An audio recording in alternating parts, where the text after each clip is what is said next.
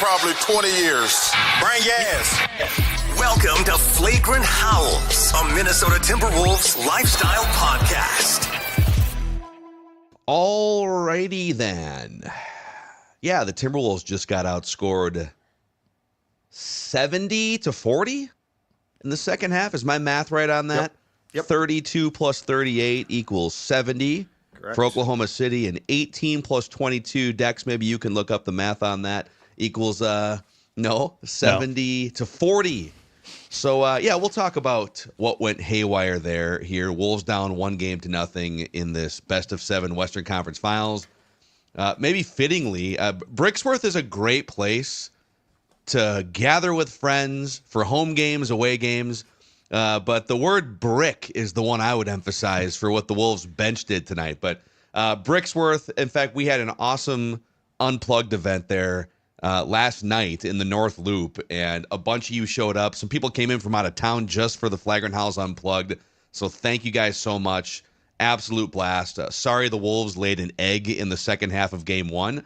But yeah, for all these playoff games and thinking ahead for next year too, and even like Twins games once the patio season opens back up here in a couple days, just a great place in the North Loop to gather and hang out with friends. Bricksworth, that the Nasreed Hazy IPA is fantastic. The dry rub wings, so check them out in the North Loop.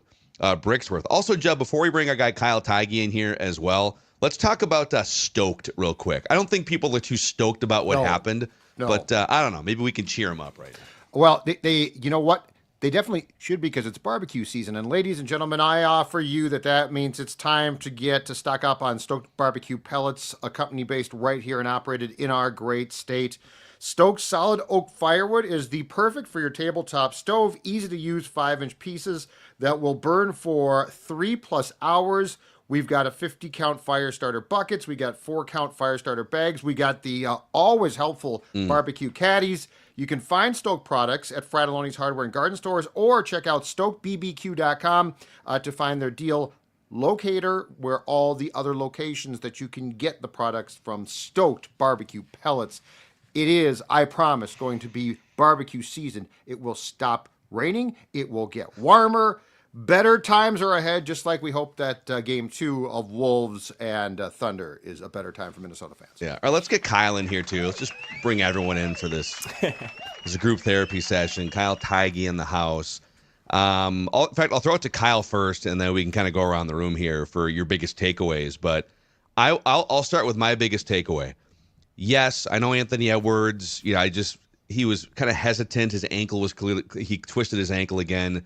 He's got to find a way to get more than 13 shots off, and there is just a little something missing from his game. But when your bench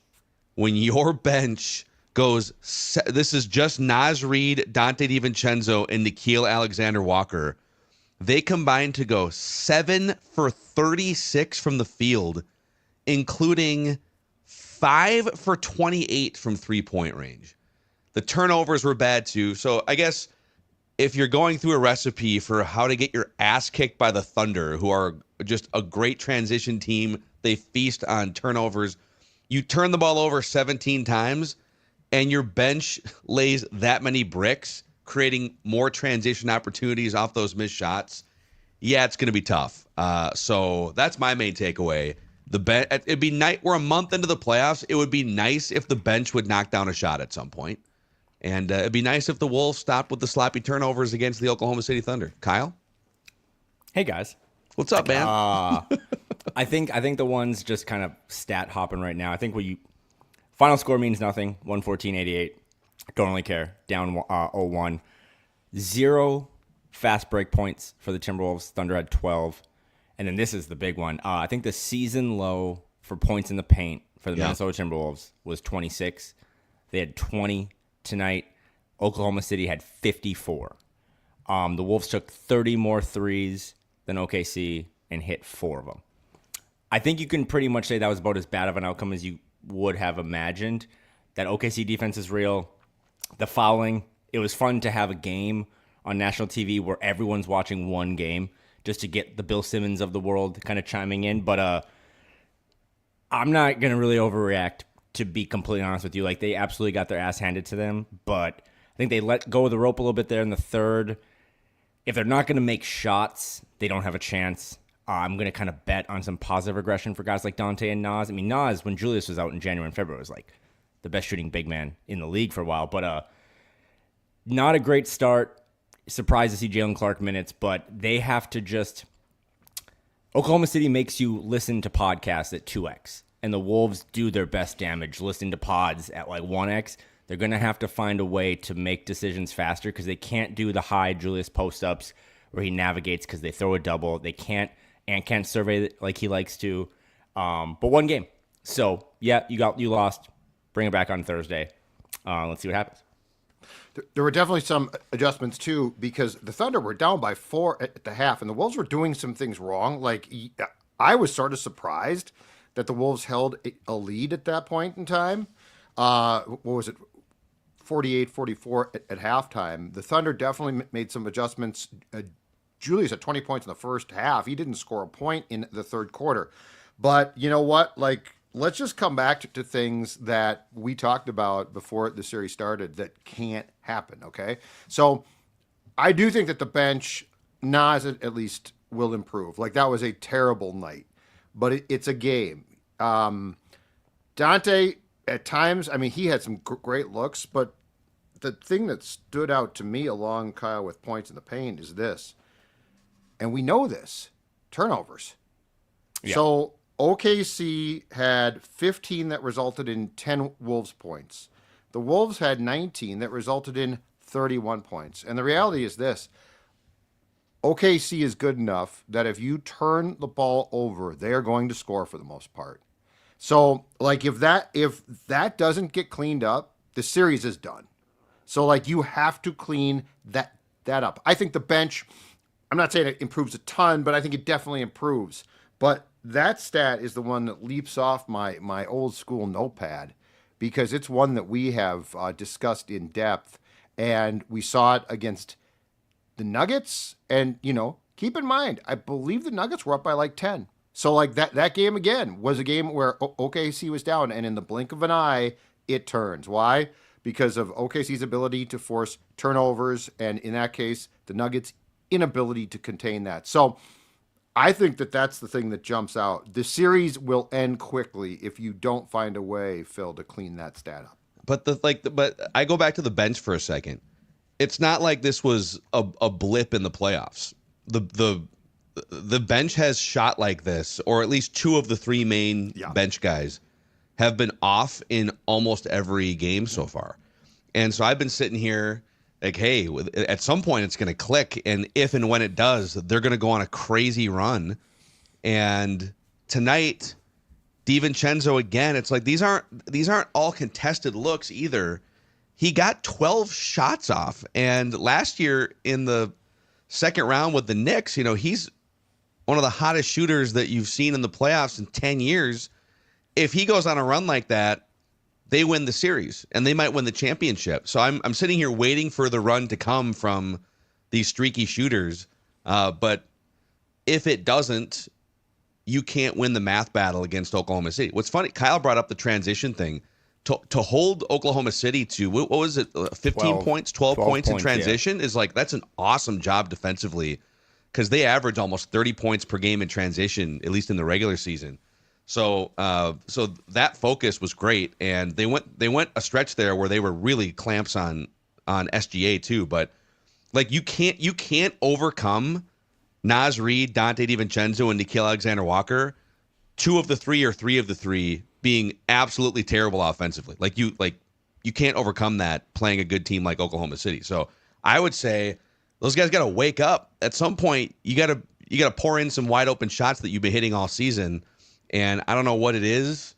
Nickeil has been this way for 2 straight playoffs, but it's interesting that the Wolves tried Jalen Clark for a couple stretches just because he was so great against SGA defensively in the regular season.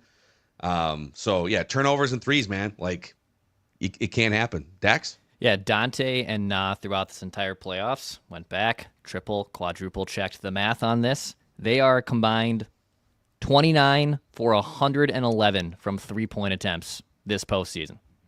26%. Just with those two. Nas had a brutal night tonight, obviously chucking 0 for 7. But Nas throughout this playoffs has been pretty effective from 3. Tonight was not the case. And it felt in the first half like, okay, Thunder are baiting the Wolves and doing exactly what the Thunder do well, which is get into the line. They got into the bonus 6 minutes into the game. They're still getting in transition at times, even though they limited them as a whole tonight. And the Wolves went into the halves thinking, okay, like all that happened, and the Wolves still have a lead. Can they withstand it for another 2 more quarters? No, Thunder just absolutely basically boat raced them out. And then when you're just chucking bricks all throughout the night from your bench, I mean, it's not a surprise to see a 40-point plus differential from the Thunder in the last 2 quarters. So off of that here, so Kyle brought up the number that this was like the worst paint game offensively the Wolves have had.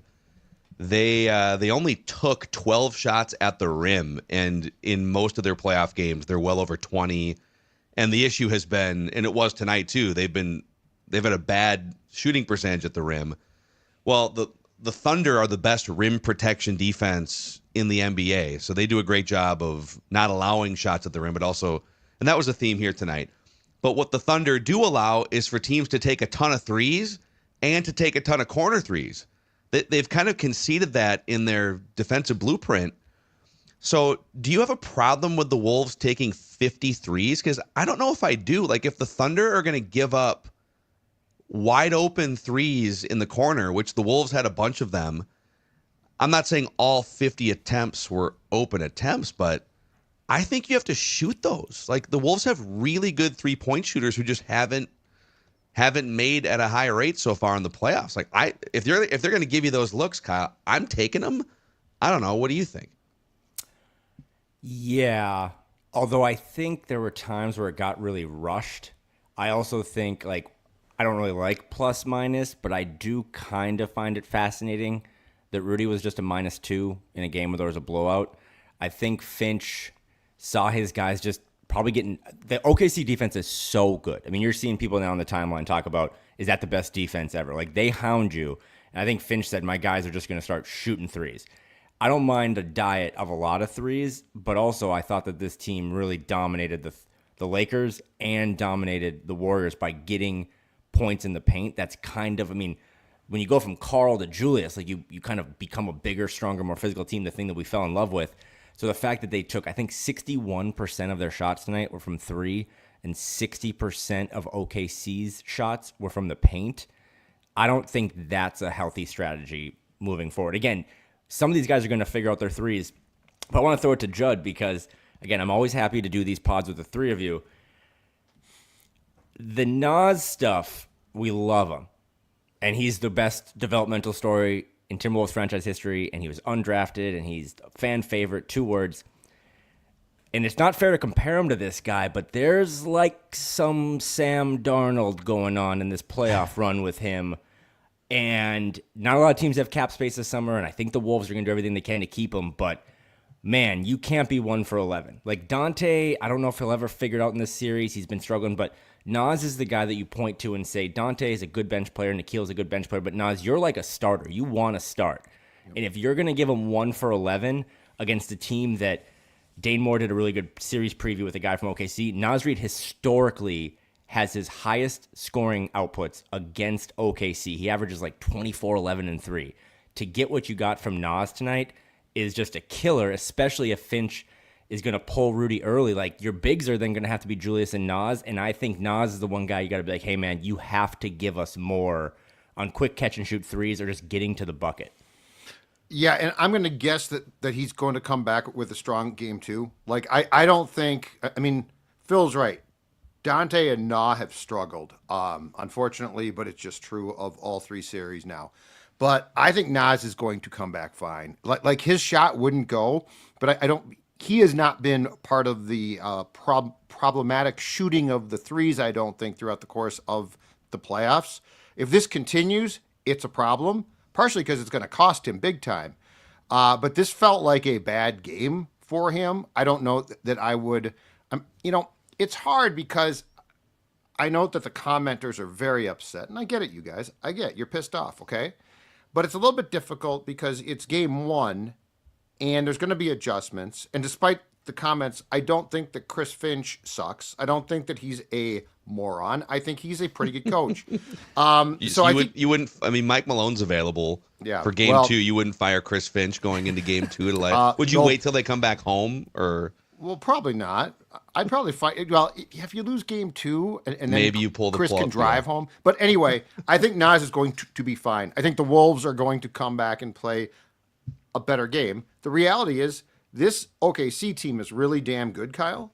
But at the end of the day, do I think that a 70-40 score in the second half is indicative of what we're going to see going forward? I don't think so. I think I appreciate positive Judd here, and I too it's a am long not. Series. I'm with Judd on this.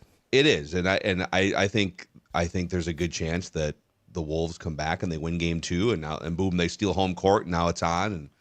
And I think all of us agree this is like a 6 or 7 game series. You know, we're all kind of predicting that. So I'm with you on all that stuff. But kind of back to Kyle's point about Naz Reid, for example, and I'll throw Nickeil Alexander-Walker in here too.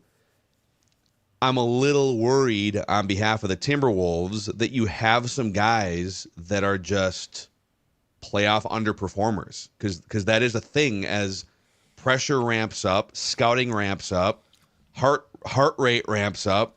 You know, how many times tonight were they talking about like Richard Jefferson, Chet Holmgren's a young dude. If you were to just slow down a beat on the broadcast tonight, he's going to really come into his own as a player. Like speeding up a half a beat throws off your entire potential shooting rhythm.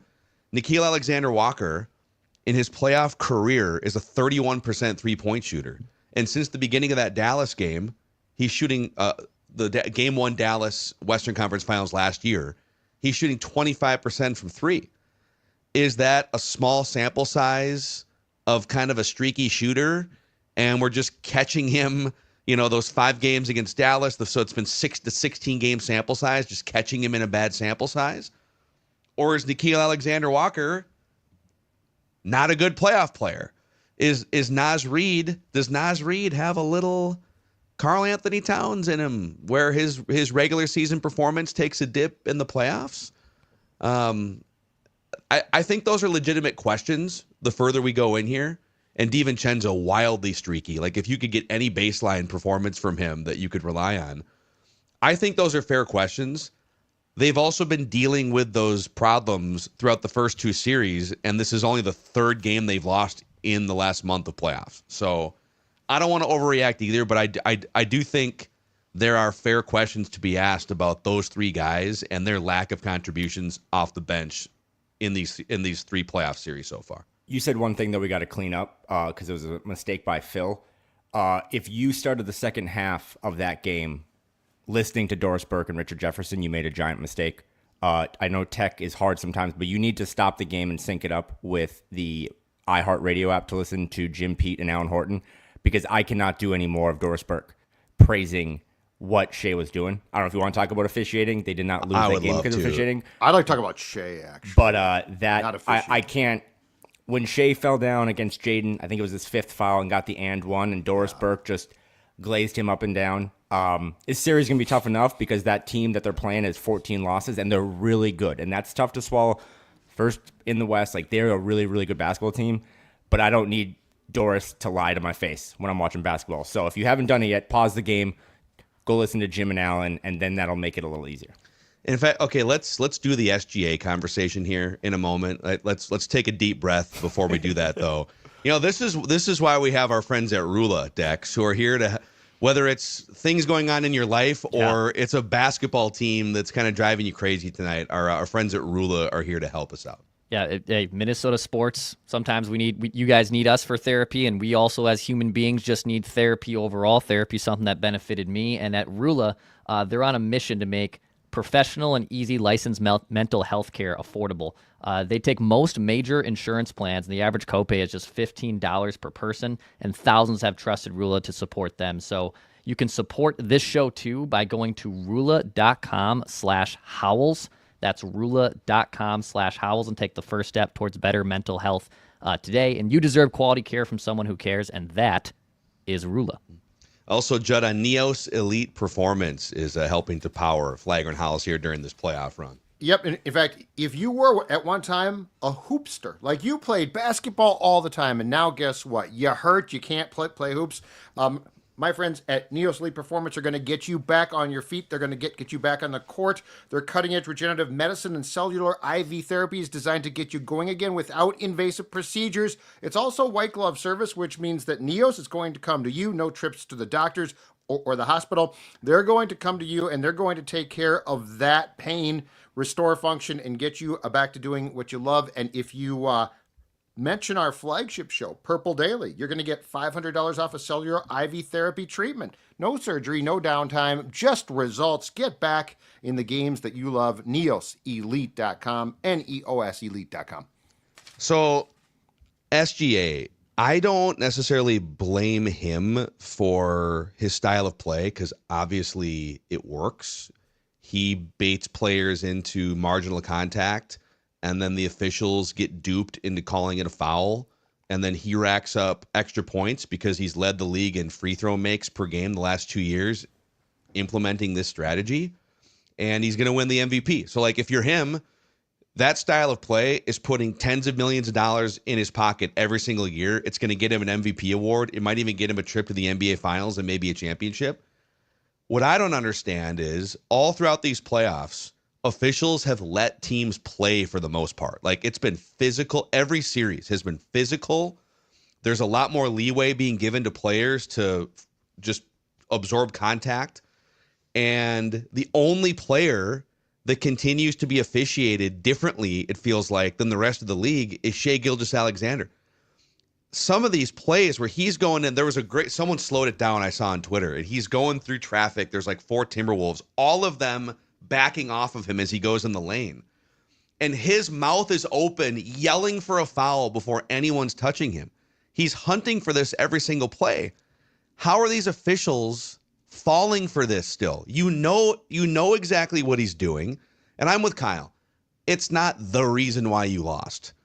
But it's ridiculous the way that officials, these bozos, continue to misinterpret what's happening with him with some of these either marginal contact plays or non-contact plays that he is embellishing for the purposes of getting to the free throw line. Anthony Edwards, he's oftentimes going up and getting his arm slapped at or his body run into by somebody in the paint, absorbing it, and then missing a layup and having to complain to officials. And it's like, okay, do you do what Shai Gilgeous-Alexander does and just fall to the ground anytime somebody, there's a gust of air between you and a player? So I don't know. Your guys' thoughts on what you saw tonight, watching this thing from front to finish with Shai Gilgeous-Alexander? So a big part of the reason why the Wolves were up by 4 at the half was in the first half, Shai was not comfortable. He was 2 for 13 from the field. He was 0 for 2 on three-pointers. He had 11 points.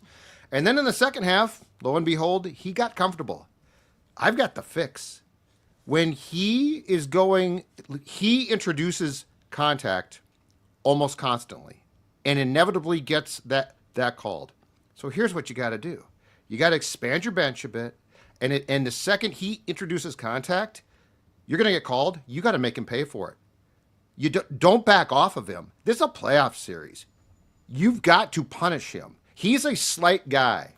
And what I don't understand is if that's the way he's going to play. And by the way, you're going to get called. So this is not well, don't foul him.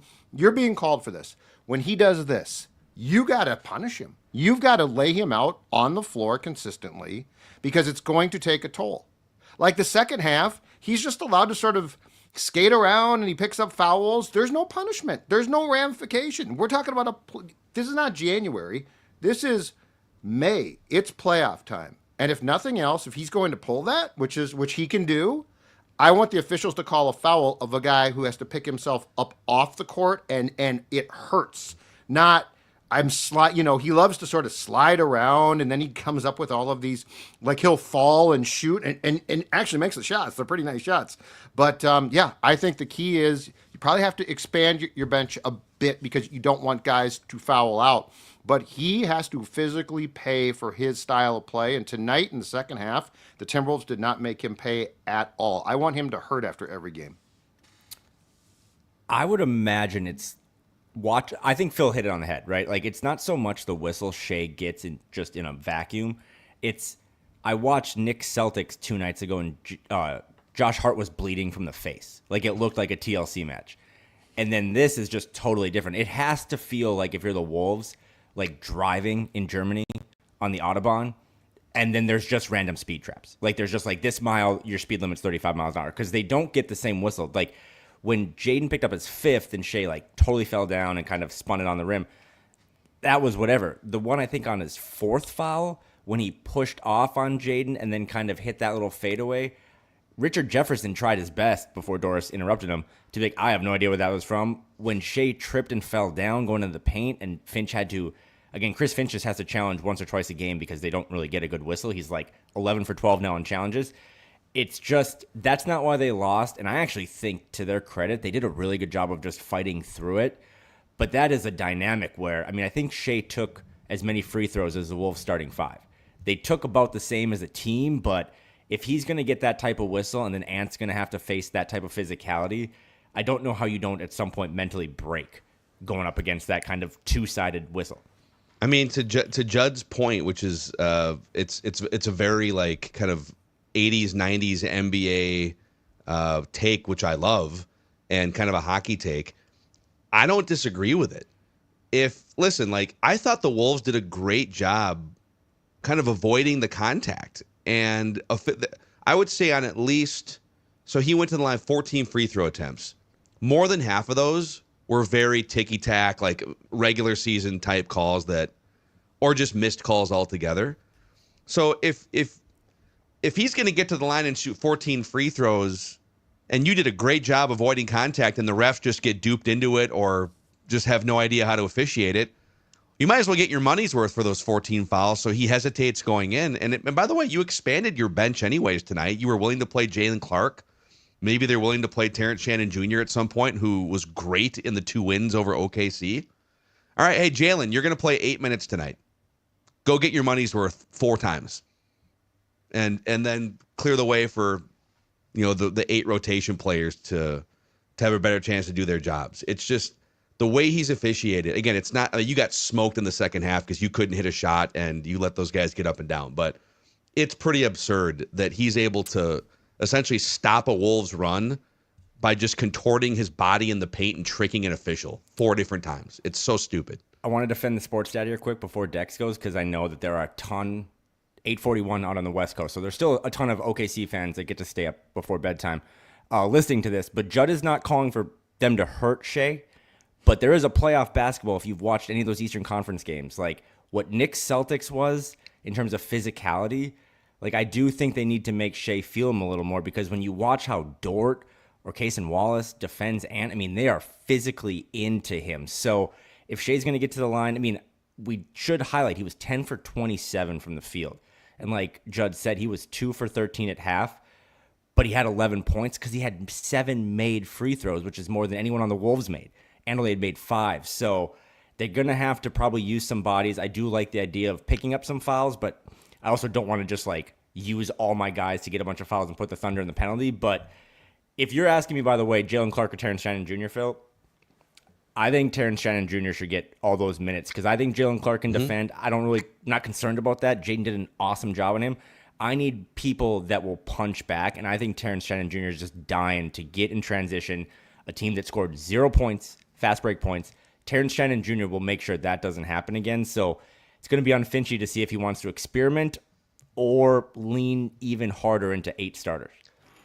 There's probably, some type of physicality, for the lack of a better word, punch back that you can do to slow down the calls.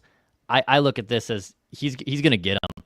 And I don't want to create a war where now you're basically trying to fight 2 different things, right? You're trying to fight the Thunder, who are already damn good, and now you're trying to figure out how to stop the refereeing. Like, I would rather take what Shai gave tonight in terms of an output and bank on the fact that Nas is not going to go 0 for 7, and you're not missing all of these 3-pointers. Yes, there might be evidence to suggest that Nah just is not a playoff dude. I know Kyle threw out the Darnold comparison, and he had a good playoffs this year, Judd, but like Matt Boldy at times, like throughout numerous playoff runs, just never showed up. And he was supposed to be kind of the Robin to that team and never was able to light the lamp and do anything for it. I would rather Shai have that type of game and know that the Timberwolves are likely going to hit more of those shots that they were attempting tonight. I don't want to get into a war where I guess you're trying to now fight the referees. It's already a daunting task trying to slow down the Thunder. But they're going to call it's clear that they're going to call the fouls if he leans into you. So what I'm saying is make himself legitimately pick himself off the court, because it's got nothing to do, in my opinion, with the refs. If we just concede he's going to get the calls, which I think he is, it then has to do with your approach in what is a long series. And in a series like this, I mean, I'm looking for every edge I can get too, guys. Like again, this is not a one-off game in January. This should be a 7-game brawl. And so it's playoff basketball. I'm not saying hurt him. I'm saying I would like him to be hurting when he gets up off the floor, though, because he's not a big guy. And his insistence on how he's going to go about drawing the fouls is pretty textbook. Like, he goes in, leans in, draws the foul. Well, I would say this: if you're going to do that, that's fine. But then I'm just going to complete the foul. Yeah, I don't think that's like some type of wow. I don't hate the idea of making him uncomfortable. On the flip side, they made him uncomfortable enough. He was 10 for 27 in this game. And if not for the 11 of 14 free throws, which are just kind of going to be inevitable. So it's not like they did a bad job on him defensively. I don't disagree with your sort of set the tone from a toughness standpoint. Can we go back to the Terrence Shannon Jr. take that Kyle just had for a second? Because I asked this question a couple games, I think it was like before the Game 5 clincher against Golden State. Love me some DiVincenzo. I am a DiVincenzo stan. But he has been atrocious in these playoffs. And if you do the math, even after this game, where the Wolves got blown out, and DiVincenzo again was like they were like a minus 20, 21, minus 20 when he was on the court. So in the playoffs so far, the Timberwolves with DiVincenzo on the court are a minus 31 total, like in all the games. They're a plus 76 when he's off the court. So there's like a 100 point overall difference in total with these 11 playoff games with DiVincenzo off the court. Like they have been objectively better when he is on the bench versus on the court in these playoffs. I'm not saying you don't play him, but at what point, to Kyle's Terrence Shannon Jr. point, is 30 minutes necessary? If like this is 3 series now. It's a month. He's not dialed in. Do you say, all right, Dante, we're gonna give you a couple shifts, but it's not gonna be 30 minutes because it's killing this team? And Terrence Shannon Jr., let's see what you got. You destroyed these guys twice. You were a catalyst for that comeback, the historic 24-point comeback. So at what point do you start to take away from the Dante minutes or even the Nickeil Alexander-Walker minutes and expand the rotation, Kyle? It's always important to rewatch these games like the next morning because you learn a lot. I don't really know off the top of my head how Mike Conley played. Pretty, mediocre box score. If I was to give a guy like Terrence Shannon Jr. minutes, I think I would first look at like Mike. Everything you said about Dante is correct in terms of his poor shooting.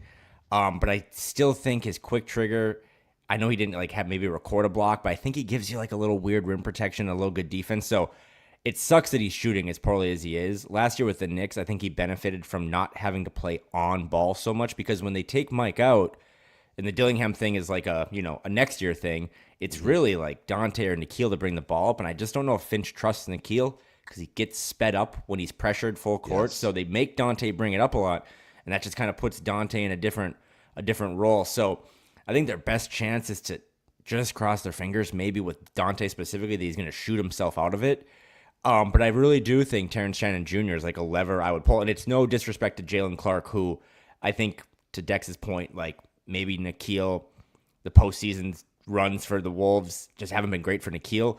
Maybe Jalen Clark just is that guy next year and takes that spot and Nickeil is somewhere else. But Terrence Shannon Jr. wants to score, whereas I think Jalen Clark wants to defend. And I thought the Wolves struggled to score tonight. I mean, they were outshot, 70-40 in the second half. They needed points. Jaden, as long as he can stay out of foul trouble, like did his best to slow down Shai. They need someone that's going to get to the rim, maybe change that foul differential a little bit, maybe put some more pressure, maybe make them play Hartenstein a little more rather than Chet at the 5. So that would be one of the levers I would pull. But I want to, unless someone has a TJ take, like lowest minutes Rudy Gobert has ever played in the playoffs in a Timberwolves jersey, 21. 7 guys on the team played more minutes than him. Just a -2, did nothing, picked up 2 early fouls. I would play more Rudy in the second game. I don't think Finch made the right call just pivoting from him right away and trying to go small, because I think OKC wants you to play small, and they might be the best small ball team in the league. Yeah, well, they lost the game by 26 points. They only lost the Rudy minutes by 2 points. Right. So they were in the game in the Rudy minutes, and I think sometimes what happens, and tonight was a great example, his box score looks like garbage. He only has 3 rebounds. He's not contributing offensively.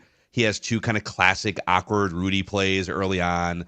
The foul trouble, like picking up 2 fouls in the first 90 seconds is what partially led to the reduction in minutes. But I mean, even then, he wasn't headed for a 35-minute game. It was, those were the only 2 fouls he picked up the entire night.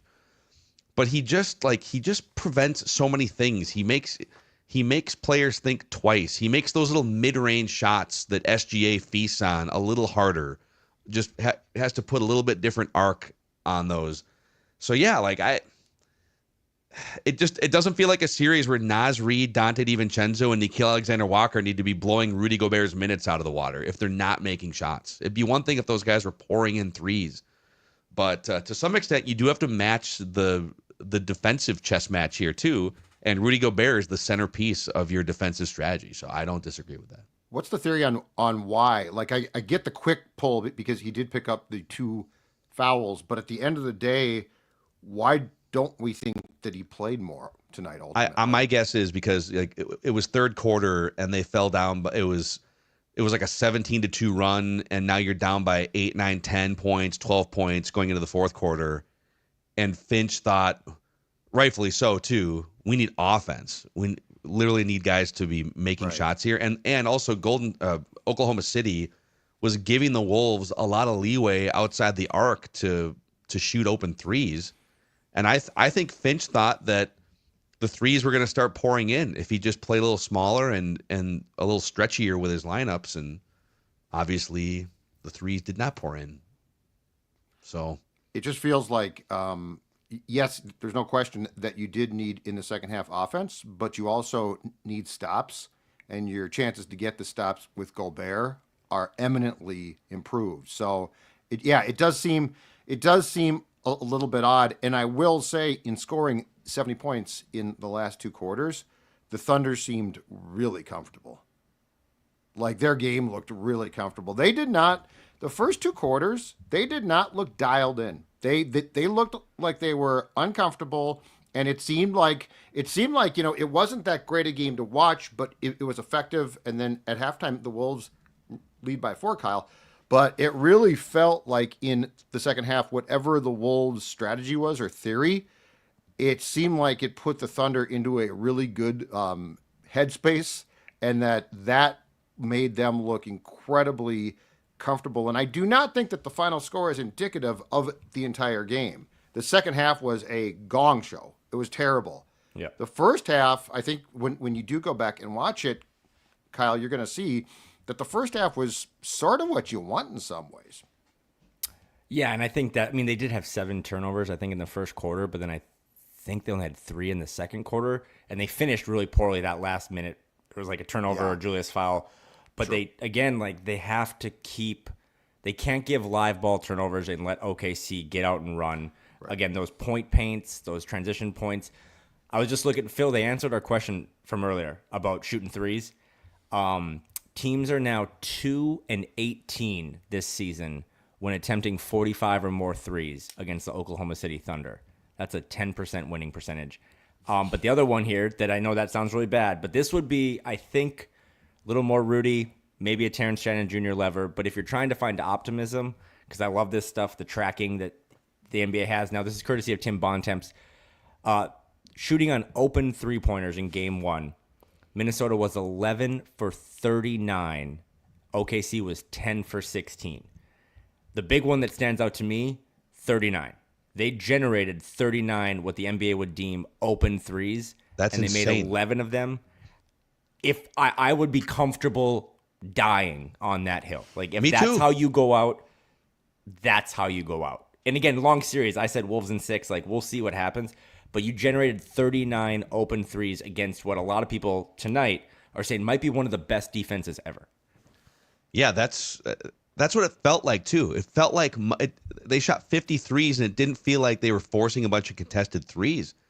So that's a credit to the game planning and the strategy that they deployed, that they generated 39 open looks from three. And if you were to say, okay, you know nothing else about this game, you have no idea who won, you have no idea anything. All you were told was the Wolves generated offensively 39 open threes. Take it or leave it. You could either take the result or go door number 2. I'd take it. I'd say, wow, that's okay. So they're probably going to hit, I don't know, 15 of those, and then maybe on the 11 other ones they hit a few more. Like, you know, if Dante DiVincenzo he had 3 or 4 games in the semifinals in the East last year where he took 10, 12, 15 threes or whatever and made over half of them. If instead of a 3 for 12, he's 7 for 12 and Nikhil is 4 for 9 instead of 2 for 9, you score 120 points in this game. So there's a million different factors that can sway a basketball game. To miss that many open threes is really hard to overcome. Of those threes, I'd be curious how many were included in the 28 that Nod, DiVincenzo, and Nas shot, because it did feel like they had a lot of good looks. I think DiVincenzo missed a few corner threes that were really good looks that should go. So, yeah, the bench definitely derailed you, because they had chances, and Nas going 1 for 11 from the field and 0 for 7 from 3 to me is a starting point of you got what you wanted, but you're not going to win, obviously, with those shooting performances. The Wolves wound up taking 21 corner threes in this game. Anecdotally, almost all of them were open looks, and they went 5 of 21 from the corners. And that's something OKC gives you. Again, that was another thing brought up by one of the guys who covers full-time the Thunder, talking to Dane, is like they give up offensive rebounds, which is kind of why it's like, man, maybe Rudy, that's how he gets fed, is just attacking the glass as best he can. And then they give you corner threes. The problem was, I remember Jaden took a bunch of them, and that's just not his spot. But also, you can't have Jaden attack, because that doesn't work against this team. You can't have him get to the paint. So you do need to hit those. And, yeah, I don't really remember them hitting any of them, Phil. Like, what was the corner three? They're like, oh, yeah, that was awesome. Good process. Yeah, that's 5 of 21. And those three, Judd, to answer your question, were 4 for 24 in the open 3-point attempts. So those three alone, 4 for 24. You know, that's kind of it right there. Yeah. So those three dudes off the bench were 4 for 20. Their main job is to knock those open threes down and push offense when Anthony Edwards is out and or Julius Randle. And if you're going to get 24 open looks, you got to hit 10 of them. That's where, like, yes, we can. They can figure out a way to bully Shai. I'll take that Shai game again. Yeah. And if this attempts happen, more times than not, the Wolves win that game. I think trying to battle the refereeing part and the Shai part, you can definitely get more tactical. But I'll take that Shai game again, that same game again from Shai, if this type of output happens. Yeah. Any just quick final thoughts from you guys as we put this game one therapy session to bed here, Kyle? I think the Thunder, whether you like it or not, they're really good, right? Like, they lost 14 games over 7 months for a reason. They have a lot of depth. Like tonight, they just like, hey, we'll just dust off Kendrick Williams, and he'll hit a couple threes. He was, again, very Minnesota. He was 0 for 8, I think, in the postseason. Then he hits that first one. But they have depth, too. They play physical. I saw someone on Twitter kind of comp it to like the Legion of Boom for the Seahawks. That secondary, where like they're just going to follow you every time, and they're going to make you decide when you want to throw the flag. I think they're going to make you decide when you want to blow the whistle. I thought Finch post-game, I caught a bit of it. He said, we knew that was going to happen, and I thought we did a good job of just next play mentality. I agree with that. But yeah, they got to hit more shots, and they need someone to provide a little bit of a spark because I didn't see in the second half that Timberwolves kind of swagger and aura. They need someone, I think it leads by Nas, maybe off the bench, or obviously Ant, to punch back in Game 2 on Thursday. Yeah. The bench we've talked a ton about, so I'll go back to this. You've got to protect the basketball against this team. If you don't protect the basketball, you're sealing your fate, and you know exactly what your fate is going to be. Yes, they are very good at playing fast, and yes, they're very good at forcing turnovers. But that being said, you're a good team too. So my point, and I'm sure they spent 5 days trying to work on various forms of this, though, is in Game 2, which, by the way, I still believe is gettable. I do not think it's going to be a sweep by any means. But protecting the basketball becomes paramount. And that means, in the second half as well, Julius sped himself up at times. And it's like, dude, you've got to slow it down. Like, when you have the ball, you have the ability to dictate the terms of the game. It's like football. If you have the ball, you have that. So, like, Oklahoma City doesn't get to set the rules when you're on offense unless you let them. And I would like to see more of the Wolves dictating the terms of play, but the protection of the basketball, to me, is the most important thing.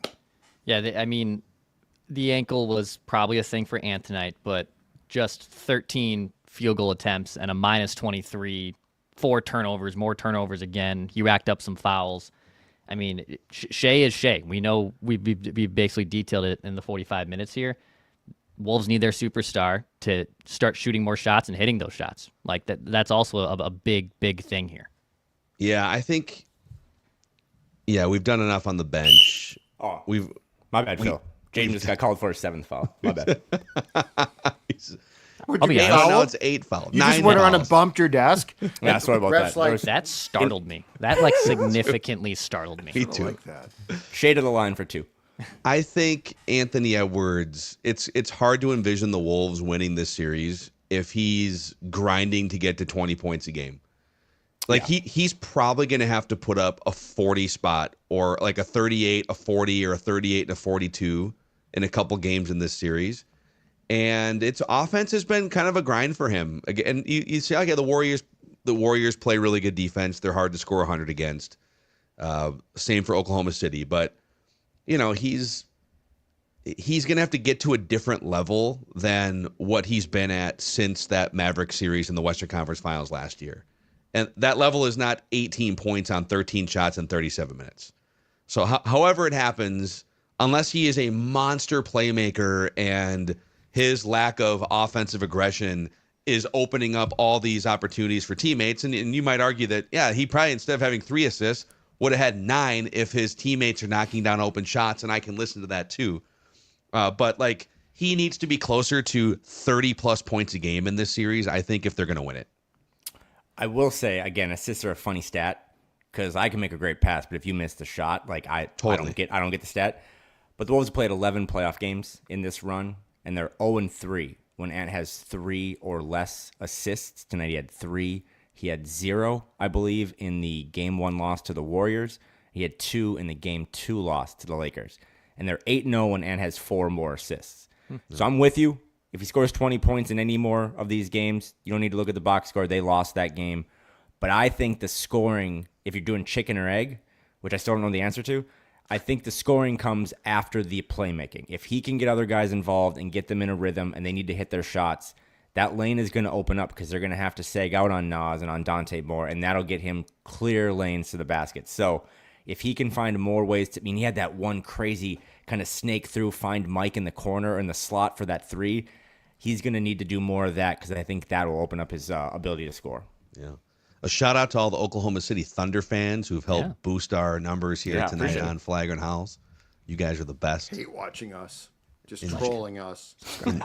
Enjoy those 14, when you watch the game back, enjoy those 14 glorious, well-earned free throws your Canadian superstar shot tonight. I still don't get why your team moved from Seattle. Let's be honest. Seattle's a superior town, folks. It is. Not And even the a Supersonics comparison. is a better name than Thunder. It is. Thunder's just a boring name.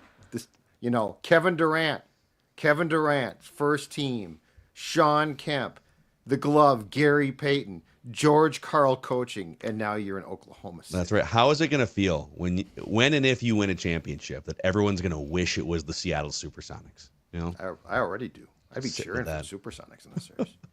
All right, for Kyle Teige, for the sports dad, Judd Zolgad, for our executive producer, Dex, I'm Phil.